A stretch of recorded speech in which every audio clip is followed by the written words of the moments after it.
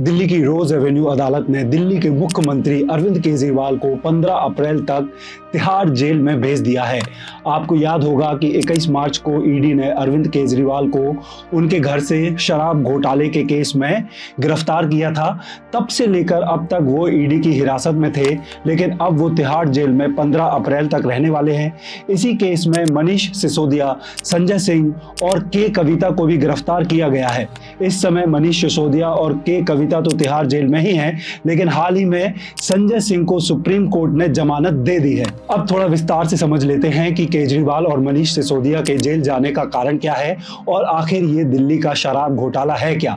तो चलिए फिर बिना देरी के वीडियो को शुरू करते हैं। 2021 में अरविंद केजरीवाल जी की दिल्ली सरकार नई शराब नीति लेकर आती है, यानी कि जो पहले से शराब नीति चल रही थी, जिस तरीके से शराब दिल्ली में बिक रही थी, उस नीति में आम आदमी पार्टी की सरकार कई नए नियम और पुराने नियमों में फेरबदल करती है। नई शराब नीति को लेकर दिल्ली सरकार का यह कहना था कि वो चाहते थे कि दिल्ली के किसी भी इलाके में 4-5 शराब की दुकानें नहीं होनी चाहिए। वो चाहते थे कि पूरे दिल्ली के हर इलाके में समान रूप से ही शराब मिले, यानी कि कोई भी इलाका ऐसा ना बचे जहां शराब ना मिलती हो। इस बात को सुनिश्चित करने के लिए आप सरकार ने ऐसी शराब नीति बनाई कि दिल्ली के हर इलाके में 2-2 शराब की दुकानें होंगी। साथ में जो पुरानी एक्साइज ड्यूटी चल रही थी उसमें भी काफी बदलाव किए गए, लेकिन नई शराब नीति में कुछ समस्याएं आने लगती हैं, तो अगले साल इस नई शराब नीति को बंद कर दिया जाता है। तभी आप सरकार पर आरोप भी लगने शुरू हो जाते हैं कि नई नीति बनाने के बाद से सरकारी शराब नीति से आने वाला कर भी कम हो गया है।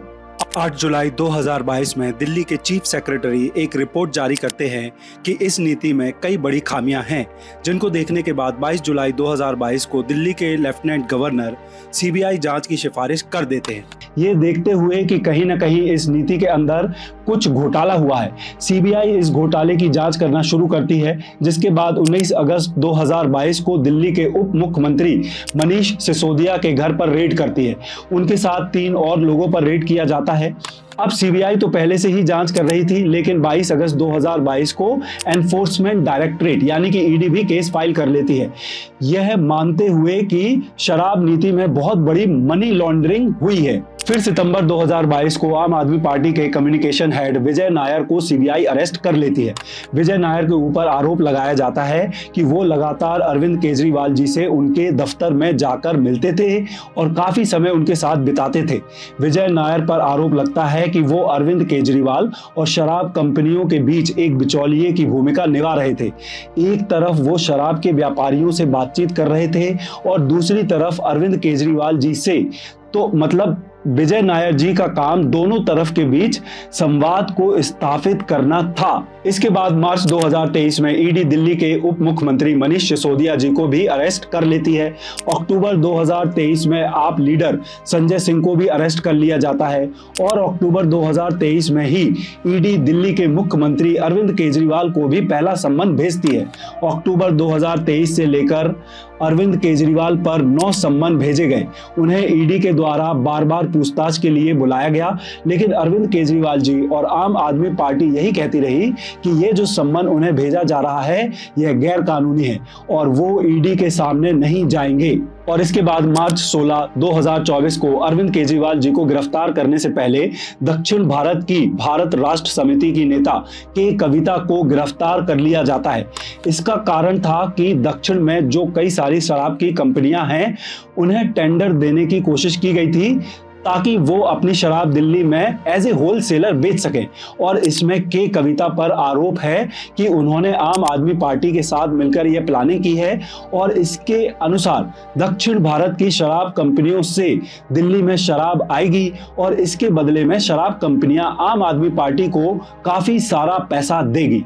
अब तक अरविंद केजरीवाल जी को ईडी से 9 सम्मन मिल चुके होते हैं और फिर 21 मार्च को जब उन्हें यह एहसास होता है कि अब उन्हें ईडी गिरफ्तार कर सकती है, तो वह हाई कोर्ट जाते हैं ताकि उन्हें ईडी से प्रोटेक्शन मिल सके। लेकिन सबसे पहले तो हाई कोर्ट ईडी से सवाल पूछता है कि आपके पास कोई ऐसा ठोस सबूत है जो एफआईआर को साबित कर सके, जिसकी वजह से आप अरविंद केजरीवाल जी से पूछताछ करना चाहते हैं। इसके जवाब में ईडी हाई कोर्ट से कहता है कि हाँ बिल्कुल है, लेकिन हम हम अभी वो अरविंद केजरीवाल जी को नहीं बता सकते।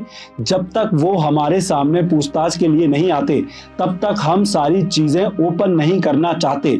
दोनों ही पक्षों की बात सुनने के बाद हाईकोर्ट के जस्टिस सुरेश कुमार और जस्टिस मनोज जैन जी यह निर्णय लेते हैं कि फिलहाल अभी इस केस में हाईकोर्ट अरविंद केजरीवाल जी को प्रोटेक्शन नहीं देगा।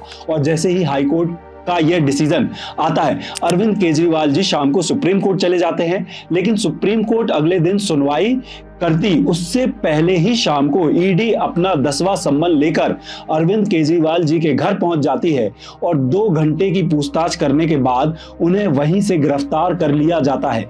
जिसके बाद अरविंद केजरीवाल जी को 28 मार्च तक रिमांड पर भेजा जाता है और 28 मार्च को जब कोर्ट में केजरीवाल जी की सुनवाई होती है तो उन्हें 1 अप्रैल तक की रिमांड पर भेजा जाता है और उसके बाद उन्हें 15 दिनों की हिरासत में यानी कि तिहाड़ जेल में भेज दिया जाता है। अब थोड़ा यह भी समझ लेते हैं कि केजरीवाल जी को गिरफ्तार क्यों किया गया है।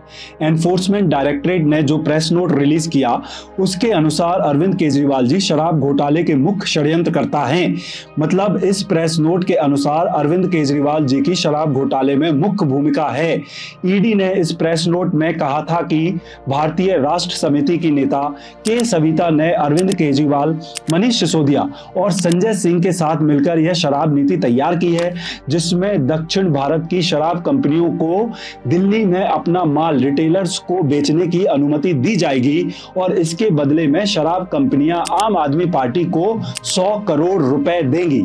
लेकिन इस आरोप के बाद आम आदमी पार्टी का यह कहना है कि अगर आप कह रहे हो कि आम आदमी पार्टी को 100 करोड़ रुपए मिले हैं तो उन 100 करोड़ रुपए की रसीद कहां है और वह 100 करोड़ रुपए गए कहां। वहीं दूसरी तरफ ईडी कह रही है कि हमारे पास सारे सबूत हैं। इसी के साथ साथ ईडी ने एक और बात कही कि अरविंद केजरीवाल जी की गिरफ्तारी कई गवाहों के बयानों के आधार पर की गई है। ईडी ने ये सारी बातें रिमांड नोट और चार्जशीट पर मेंशन की हैं। अब लेकिन अरविंद केजरीवाल जी की गिरफ्तारी के बाद राजनीति और गर्मा गई है, क्योंकि लोकसभा चुनाव से कुछ समय पहले ही किसी राज्य के तत्कालीन मुख्यमंत्री को गिरफ्तार किया गया है और जिसके बाद आम आदमी पार्टी बीजेपी पर आरोप लगा रही है कि बीजेपी की सरकार तानाशाही वाला काम कर रही है। वहीं दूसरी तरफ कांग्रेस पार्टी इसका पूरा श्रेय लेने की कोशिश में लगी हुई है। उनका कहना है कि अरविंद केजरीवाल जी के घोटाले को वो दुनिया के सामने लेकर आए हैं, लेकिन अरविंद केजरीवाल जी सही में गुनहगार हैं या नहीं यह तो हमारे देश की न्यायपालिका ही निश्चित करेगी। फिलहाल वह 15 दिन तक तिहाड़ जेल में हैं। वहां पहले से ही मनीष सिसोदिया और के कविता मौजूद हैं और आम आदमी पार्टी की तरफ से लगातार यह संदेश भी दिया जा रहा है कि केजरीवाल जी इस्तीफा नहीं देंगे और जेल से ही दिल्ली की सरकार चलाएंगे। तो यह थी दिल्ली में मची उथल पुथल पर हमारी तरफ से एक रिपोर्ट।